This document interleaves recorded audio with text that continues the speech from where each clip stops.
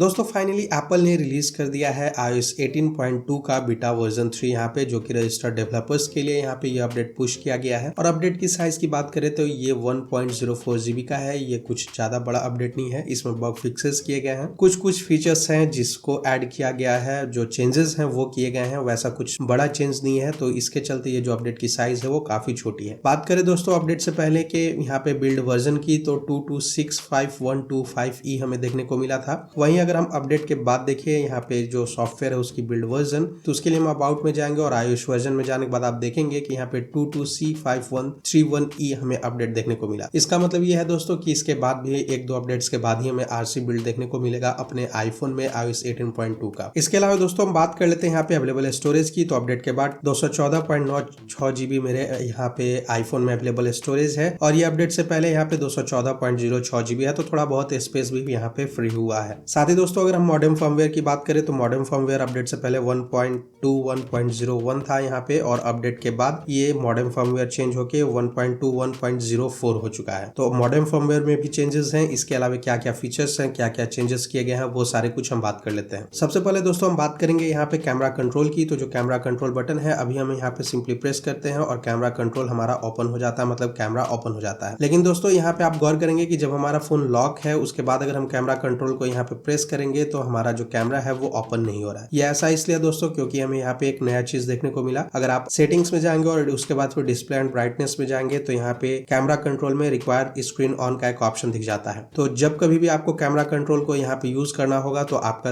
ये जो सेटिंग्स है वो इनेबल होगा, तो उस केस में आपका स्क्रीन ऑन होना जरूरी है, तभी जाके आप कैमरा को यहाँ पे लॉन्च कर पाएंगे। जैसे अगर अभी यहाँ पे ये मेरा स्क्रीन ऑन है, मैं अगर प्रेस करूँ तो ये मेरा कैमरा जो है वो ओपन हो जा रहा है। लेकिन वही अगर लॉक करने के बाद मैं करूँ तो सिंगल क्लिक में ये कैमरा को ओपन नहीं करेगा। इसके लिए मुझे फिर स्क्रीन को वेक करके उसके बाद फिर यहाँ पे ओपन करना होगा। तो इस सेटिंग को आप यहाँ से ऑफ भी कर सकते हैं, जैसे रिक्वायर स्क्रीन ऑन जो है इसे ऑफ करके सिंगल क्लिक में यहाँ पे कैमरा को ऑन कर पाएंगे। तो ये चीजें आप यहाँ से ऑन ऑफ कर सकते हैं, जो कि नया मुझे देखने को मिला iOS 18.2 बीटा 3 में। इसके अलावा दोस्तों एक्सेसिबिलिटी में जो यहाँ पे कैमरा कंट्रोल का जो ऑप्शन था वो पहले यहाँ पे कुछ और नेम से आता था, वो चेंज कर दिया गया है। कैमरा कंट्रोल हमें देखने को अब मिल रहा है। फाइनली ये जो बग था उसे एप्पल ने यहाँ पे फिक्स कर दिया। इसके अलावा दोस्तों अगर हम बात करें यहाँ पे डार्क मोड की, तो डार्क मोड एक्टिवेट करने के बाद ये जो आइकन्स है वो यहाँ पे चेंज हो गए। जैसे अगर आप यहाँ पे देखेंगे तो पहले के मुकाबले यहाँ पे ये जो आइकन्स हैं वो थोड़ा यहाँ पे जो इसके बैकग्राउंड थे, बैकग्राउंड को थोड़ा सॉफ्ट किया गया है ताकि अच्छा ये देखने में लगे। और साथ ही ये जो बोल्ड आइकन्स थे वो आइकन को यहाँ पे थोड़ा लाइट मोड दिया गया है, मतलब लाइट मोड ये ऐसा आप कह सकते हैं कि बोल्ड आइकन्स थे यहाँ पे बड़े बड़े थे, वो अभी यहाँ पे छोटे कर दिए गए ताकि अच्छा यहाँ पे लुक आपको देखने को मिल जाए डार्क मोड में। इसके अलावा दोस्तों एक्सेसिबिलिटी में अगर आप जाएंगे तो यहाँ पे कैमरा कंट्रोल का जो बटन है उसके लिए अभी तक डार्क मोड का कोई भी आइकन यहाँ पे नहीं देखने को मिला। तो हो सकता है कि ये बग हो या फिर मतलब यहाँ पे एप्पल ने इसे ऐड नहीं किया हो, आगे चल के RC बिल्ड तक हमें ये सारी चीजें देखने को मिले। इसके अलावा दोस्तों अगर हम बात करें यहाँ पे कंट्रोल की, तो यहाँ पे कंट्रोल सेंटर के कंट्रोल्स में आप देखेंगे टाइप 2 सीरी पहले कुछ इस तरह से हमें देखने को मिलता था, लेकिन वहीं अगर हम फिर से ऐड कंट्रोल करने जाए यहाँ पे और सीरी लिखकर आप सर्च करेंगे तो टाइप 2 सीरी का जो ऑप्शन है वो जो बिल्ड 1 में था, सॉरी बीटा 1 में था, वो आपको यहाँ पे देखने के लिए मिल जाएगा। कीबोर्ड का जो आइकन है वो यहाँ से हट चुका है, लेकिन अगर आपने पहले से ऐड करके रखा हुआ है तो आपको ऐसे ही देखने को मिलेगा। लेकिन ये जो टाइप 2 सीरी का जो कंट्रोल है उसमें अब चेंजेस हमें देखने को मिला, जो कि पहले जैसा था वैसा ही यहाँ पे दिख रहा है। इसके अलावा दोस्तों अगर हम चेंज की बात करें तो अगर फोटोज ऐप को आप ओपन करेंगे कुछ इस तरह से, जैसे मैं कोई भी फोटोज या फिर वीडियोस को यहाँ पे ओपन कर रहा हूँ, तो आप देखेंगे कि पहले जो हम यहाँ पे दूसरे फोन में मैं दिखा दूं, फोटोज ऐप को ओपन करने के बाद कोई भी वीडियोस हम प्ले करते थे तो कुछ इस तरह से हमारा आता था। उसके बाद फिर हम इस पे टैप करते थे तो ये फुल स्क्रीन में जाता था। लेकिन अभी आप कोई भी फोटोज या फिर वीडियोस को प्ले करेंगे तो इसमें आपको फुल स्क्रीन में ही वो देखने को मिलेगा। मैं लाइट मोड में आपको करके दिखा दूं यहाँ पे कुछ इस तरह से। जैसे पहले यहाँ पे मैंने इस पे टच किया फोटोज पे तो आप देखेंगे कि कुछ इस तरह से आया, और उसके बाद फिर हम दोबारा टच करते थे तो ये फुल स्क्रीन में जाता था। लेकिन अब यहाँ पे वो डायरेक्टली आपका फुल स्क्रीन में ही होगा ओपन। और उसके अलावा दोस्तों अगर आप देखेंगे यहाँ पे कि टुडे जो है वो सेंटर में अब कर दिया गया है, जो कि पहले यहाँ पे साइड में हुआ करता था। डेट वगैरह जो थे वो साइड में होते थे, लेकिन अब यहाँ पे वो सेंटर में कर दिया गया है। इसके अलावा दोस्तों एक और चीज मैंने यहाँ पे गौर किया कि ये जो कट है मतलब यहाँ पे जो क्रॉस बटन था वो साइड में आता था, लेकिन अब यहाँ पे वो बैक बटन दे दिया गया है नेविगेट करने के लिए। तो जाहिर सी बात है कि अब जैसे ये फुल स्क्रीन में ओपन हो रहा है तो फुल स्क्रीन में ओपन होने के बाद यहाँ पे हमें कट की जरूरत नहीं पड़ेगी, क्योंकि पहले कुछ इस तरह से आता था और यहाँ पे हम कट करके इसे बंद करते थे, लेकिन अब यहाँ पे हम बैक करने का हमें हमें ऑप्शन मिल जा रहा है। इसके अलावा दोस्तों बहुत सारे चीज इसमें चेंज किए गए, जैसे कि आप देखेंगे यहाँ पे कि आपको कुछ इस तरह से यहाँ देखने को मिल जाता था, नीचे में लेआउट जो था फोटोज वगैरह आप कुछ इस तरह से ऐसे चेंज कर सकते थे, वो सारे चीजें हमें यहाँ पे देखने को मिलता था। लेकिन अब ये जो है वो फोटोज पे ओवरलैप कर रहा है। यहाँ पे ये हो सकता है कि बग भी हो कुछ इस तरह से, जैसे यहाँ पे फुल स्क्रीन में हमारा फोटोज ओपन हो रहा है और फोटोज ओपन होने के बाद आप देखेंगे कि जो जितने भी फोटोज वगैरह हैं नीचे में वो सारे ओवरलैप कर रहे हैं। इसके अलावा दोस्तों एक और चीज मैंने यहाँ पे गौर किया इस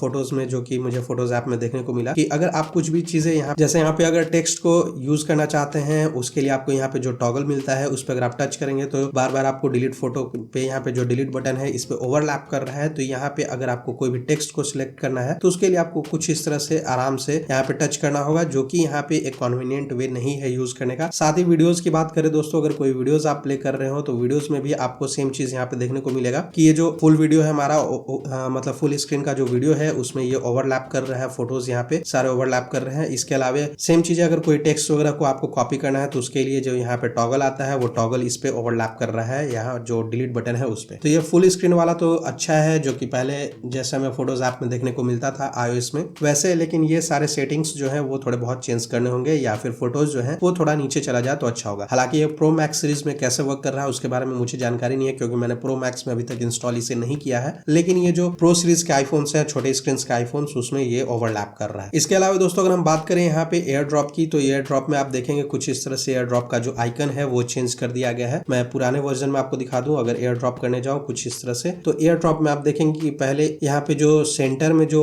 सर्कल था वो छोटा था, लेकिन अब यहाँ पे जो सेंटर में जो सर्कल है वो यहाँ पे बड़ा कर दिया गया। साथ ही यहाँ पे आपको 1 2 3 यहाँ पे सर्कल्स दिखने को मिल जाएंगे, सेमी सर्कल्स, और यहाँ पे पहले जो था अपडेट से पहले उसमें आपको 1 2 3 4 देखने को मिलता था। तो यहाँ पे एक सर्कल का भी जो यहाँ सेमी सर्कल जो था एयर ड्रॉप में आइकन में वो चेंज कर दिया गया, और साथ ही साथ यहाँ पे जो सेंटर में जो सर्कल था वो भी बड़ा कर दिया गया। अगर हम डार्क मोड यहाँ पे दोस्तों अगर एक्टिवेट करें, डार्क मोड में मैं आपको एक्टिवेट करके दिखा दूं कुछ इस तरह से। बीटा 2 में देखेंगे दोस्तों आपको कि डार्क मोड इनेबल करने के बाद कुछ इस तरह से यहाँ पे आइकन्स दिखते थे। यहाँ शेयर शीट में जो भी आइकन्स थे वो यहाँ पे डार्क थीम को सिलेक्टेड नहीं थे, मतलब डार्क थीम यहाँ पे शो नहीं होता था, लेकिन अभी यहाँ पे डार्क थीम हमें देखने को मिल रहा है। साथ ही साथ एयर ड्रॉप का जो आइकन है उसमें भी डार्क थीम आप देख सकते हैं। बाकी एप्स तो डार्क थीम में ठीक थे, लेकिन मतलब यहाँ पे आपको एयर ड्रॉप में भी डार्क थीम अब देखने को मिलेगा और सारे एप्स भी यहाँ पे डार्क थीम को सपोर्ट करेंगे। इसके अलावा दोस्तों यहाँ हमें फाइंड माई में एक अपडेट देखने को मिला, जो कि यहाँ पे पहले लोकेशन शेयरिंग का जो ऑप्शन था उसमें आप यहाँ से कोई भी डिवाइसेस पे टैप करके और उसके बाद यहाँ पे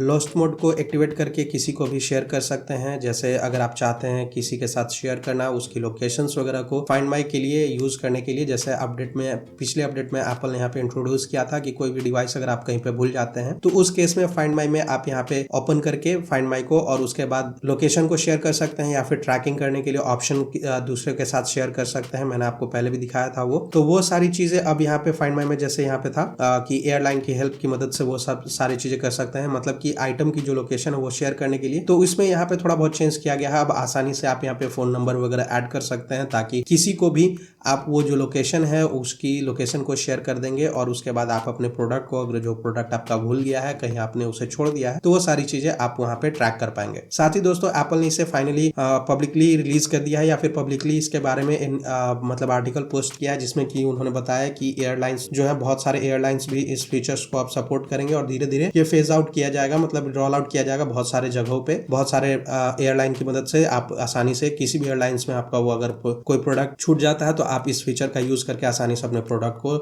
री एक्सेस कर सकते हैं या फिर रिलोकेट कर पाएंगे। इसके अलावा दोस्तों अगर आप मेल ऐप को ओपन करेंगे तो यहाँ पे मेल कैटेगरीज का ऑप्शन आपको मिल जाता है। इसमें अब आप आसानी से कोई भी मेल को, कौन से मेल्स आप यहाँ पे दिखाना चाहते हैं उसकी सेटिंग्स आपको मिल जाएगी। जैसे कैटेगरीज लिस्ट व्यू तो यहाँ पे था ही पहले से, जो पहले आपने देखा होगा, लेकिन इसके अलावा दोस्तों यहाँ पे जो मेल्स जो काउंट देख रहे होंगे आप, नोटिफिकेशन काउंट, वो आप अब आसानी से चेंज कर पाएंगे कि कौन से चीजों के लिए आप दिखाना चाहते हैं। जैसे अगर मैं एप्स में जाऊं और उसके बाद यहाँ पे मेल को सिलेक्ट करूं, मेल सेटिंग्स में जाने के बाद अगर मैं नोटिफिकेशंस में जाऊं और उसके बाद स्क्रॉल करूं नीचे, तो आप यहाँ पे देखेंगे कस्टमाइज नोटिफिकेशंस का एक ऑप्शन आपको देखने को मिलेगा। तो कस्टमाइज नोटिफिकेशन में बैजेस है यहाँ पे, जिसमें कि आप प्राइमरी अनरीड मैसेजेस को यहाँ सेलेक्ट कर सकते हैं या फिर ऑल अनरीड मैसेजेस को। तो जैसे अभी यहाँ पे प्राइमरी में मेरा शो हो रहा है 76, अगर मैं यहाँ पे ऑल अनरीड मैसेजेस करूँ तो यहाँ पे 654 मैसेजेस मेरा शो होगा। तो अब आप यहाँ पे नोटिफिकेशंस के जो बैज हैं वो आप चेंज कर पाएंगे मेल ऐप में कि प्राइमरी के लिए आप रखना चाहते हैं या फिर ऑल अनरीड मैसेजेस के लिए रखना चाहते हैं। तो ये काफी एक अच्छा फीचर है। अगर आप प्राइमरी को ही फोकस करना चाहते हैं तो वो आप प्राइमरी सेलेक्ट कर सकते हैं यहाँ से,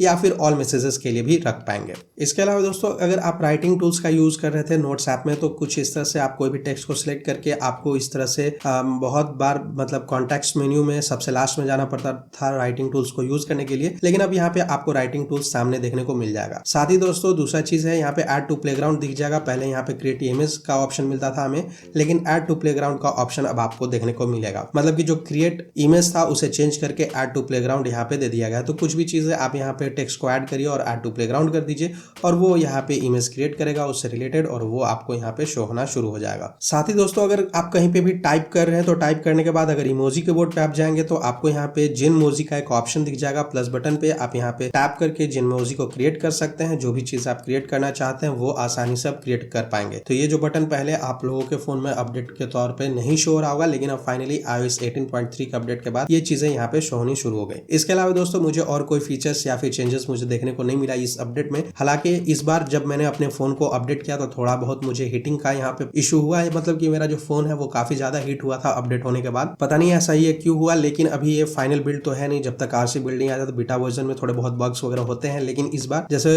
iOS 18.2 बीटा 2 में मुझे कोई भी प्रॉब्लम देखने को नहीं मिला था हीटिंग वगैरह का, लेकिन इसमें मुझे हीटिंग इशू देखने को मिला। इसके साथ ही बैटरी भी थोड़ा बहुत यहाँ पे मुझे मेरे फोन में कम बैकअप दिया। पहले जो चार्जिंग टाइम था उससे थोड़ा कम हो चुका है यहाँ पे इस अपडेट में। तो कुछ हो सकता है कि बग्स होंगे उसके कारण। वहीं दोस्तों अगर हम बात करें यहाँ पे Geekbench स्कोर की, तो यहाँ पे सिंगल कोर में 3476 हमें देखने को मिला, और साथ ही अगर बात करें मल्टी कोर स्कोर की तो 8425 हमें देखने को मिला। जैसे अगर मैं आपको दिखाऊं दोस्तों यहाँ पे पहले जो मैंने यहाँ पे बीटा 2 में किया हुआ था, तो बीटा 2 में आप देख सकते हैं कि 3489 था, जो कि यहाँ पे थोड़ा बहुत कम हो गया। सिंगल कोर स्कोर में 3476 देखने को मिला। वहीं मल्टी कोर जो स्कोर था दोस्तों वो भी कम हो गया, 8570 था, वो कम होकर 8425 तक आ गया है। तो थोड़ा बहुत इसमें मुझे लगा कि बग्स है। बग्स तो मुझे फील हुए जैसे कि बैटरी इशू था। बहुत बार मैंने जैसे अपडेट के बाद बहुत बार ऐसा हुआ कि कुछ भी एप्लीकेशन में ओपन कर रहा था, जैसे प्लेग्राउंड ओपन कर रहा था, तो मेरा फोन जो है वो ऑटोमेटिकली यहाँ पे फ्रीज हो जा रहा था। रीस्टार्ट करने के बाद फिर से प्लेग्राउंड काम कर रहा था। अभी हालांकि यहाँ पे नहीं कर रहा है, लेकिन 2-3 बार मेरे साथ ऐसा हुआ कि जैसे मैंने प्लेग्राउंड को ओपन किया, ओपन करते के साथ मेरा जो फोन है वो यहाँ पे लैग कर गया, कुछ भी स्क्रीन ब्लैक हो गई, कुछ भी मुझे दिख नहीं रहा था। तो मैंने फोर्स रीस्टार्ट किया अपने आईफोन को और उसके बाद ये अच्छे से वर्क करने लगा। तो थोड़ा बहुत बग्स इसमें मुझे देखने को मिला इस अपडेट में। हालांकि अभी आरसी बिल्ड यहाँ पे नहीं आया हुआ है, तो आरसी बिल्ड आने तक हो सकता है कि इसके जो बग्स हैं सारे कुछ यहाँ पे फिक्स कर दिए जाए। और बात करें दोस्तों हम यहाँ पे अपडेट की जो आरसी बिल्ड है वो कब आने वाला है। जैसे कि हमें दोस्तों यहाँ पे 11 की डेट को 11 नवंबर को हमें देखने को मिला ये जो बीटा 3 है। तो इसके बाद हम एक्सपेक्ट कर सकते हैं कि 25 को नेक्स्ट हमें बीटा देखने को मिले, और इसके बाद फिर यहाँ पे 1 वीक गैप के बाद यहाँ पे 9 दिसंबर को यहाँ पे हमें हो सकता है कि आरसी बिल्ड देखने को मिले iOS 18.2 का।